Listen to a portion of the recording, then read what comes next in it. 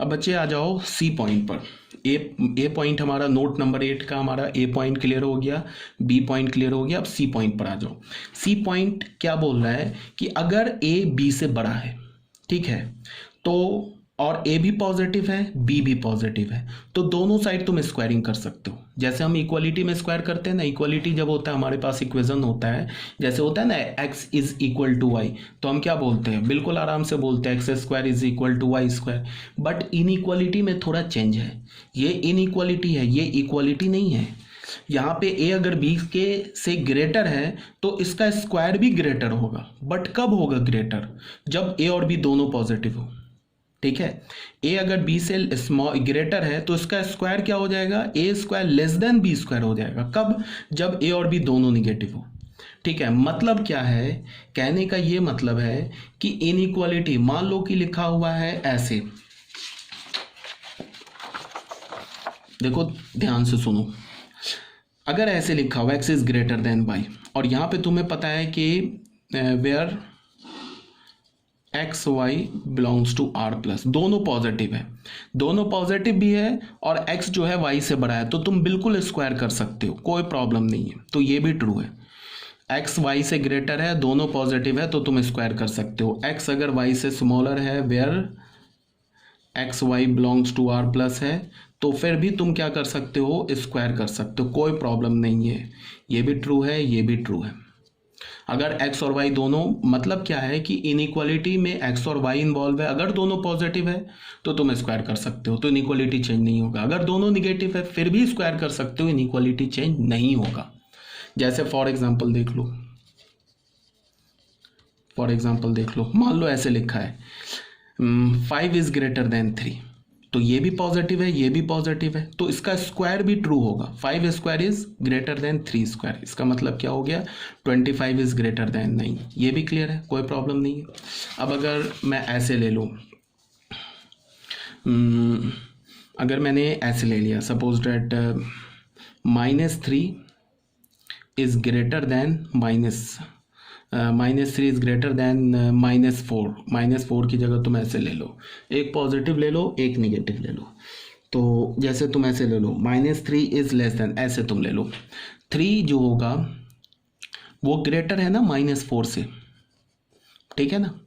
अब अगर तुमने दोनों साइड स्क्वायर कर दिया, तो तुम स्क्वायर करोगे तो ये क्या हो जाएगा 3 स्क्वायर, और यहाँ क्या लिखोगे -4 स्क्वायर, तो यहाँ से हमें रिजल्ट क्या मिल जाएगा, 9 इज ग्रेटर देन 16। तो ये फॉल्स रिजल्ट मिल गया ना, 9 तो 16 से बड़ा नहीं है।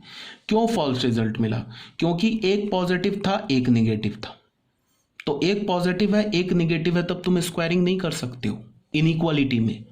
तो इनइक्वालिटी में स्क्वायरिंग कब कर सकते हो, जब दोनों पॉजिटिव हो या दोनों निगेटिव हो। समझ में आ रही है बात, कोई भी इनइक्वालिटी लिखा हो, x is less than y लिखा हो, और हमें पता है कि x y दोनों पॉजिटिव है, तो तुम बिल्कुल, दोनों पॉजिटिव रियल नंबर है, x भी पॉजिटिव है y भी पॉजिटिव है, और x y से छोटा है, तो x का स्क्वायर भी y के स्क्वायर से छोटा ही होगा, ये ट्रू आएगा। अगर कब, जब दोनों पॉजिटिव है। अब अगर ऐसे लिखा है x is less than y, और अगर दोनों निगेटिव है, x y belongs to R minus, तब तुम स्क्वायरिंग कर दो, बट यहाँ इनइक्वालिटी का साइन चेंज कर दो, तो ये करेक्ट हो जाएगा। कहने का क्या मतलब है कि अगर हमारे पास कोई भी एक इनइक्वालिटी गिवन है, इनइक्वालिटी में जो दो नंबर्स या जो दो वेरिएबल्स इन्वॉल्व हैं, वो दोनों वेरिएबल्स अगर पॉजिटिव है तो तुम स्क्वायर कर सकते हो, दोनों वेरिएबल्स अगर निगेटिव है फिर भी तुम स्क्वायर कर सकते हो। अगर दोनों वेरिएबल्स पॉजिटिव है तो स्क्वायरिंग करने पर इनइक्वालिटी का साइन चेंज नहीं होगा, दोनों वेरिएबल्स अगर निगेटिव है तो स्क्वायरिंग करने पर इनइक्वालिटी का साइन चेंज हो जाएगा। मेरी बात आ रही है समझ में, जैसे मैंने लिखा -3 इज ग्रेटर देन -5, ये एक ट्रू है स्टेटमेंट लिखा है, -3 जो है -5 से बड़ा होता है। अब ये दोनों निगेटिव है, ठीक है, तो तुम स्क्वायरिंग कर सकते हो, दोनों पॉजिटिव लिखा होता फिर भी स्क्वायरिंग कर सकते थे, एक पॉजिटिव एक निगेटिव तो स्क्वायरिंग नहीं कर सकते, ये दोनों निगेटिव है। तो अब हम क्या करेंगे, दोनों साइड स्क्वायरिंग करेंगे, बट साइन चेंज कर देंगे, इसका इनइक्वालिटी का ऑर्डर रिवर्स कर देंगे। तो यहां से हमें क्या मिलेगा, 9 is greater than less than 25, true मिल गया, ठीक है।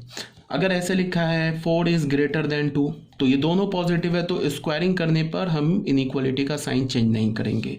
ऐसे गिवन है 4 इज लेस देन 9, ऐसे गिवन है तो भी स्क्वायरिंग करने पर हम 4 square is less then 9 square, squaring करने पे हम इनइक्वालिटी का साइन रिवर्स नहीं करेंगे बिकॉज दोनों पॉजिटिव था, तो भी सेम, लेस देन है तो लेस देन रह जाएगा, ग्रेटर देन है तो ग्रेटर देन रह जाएगा।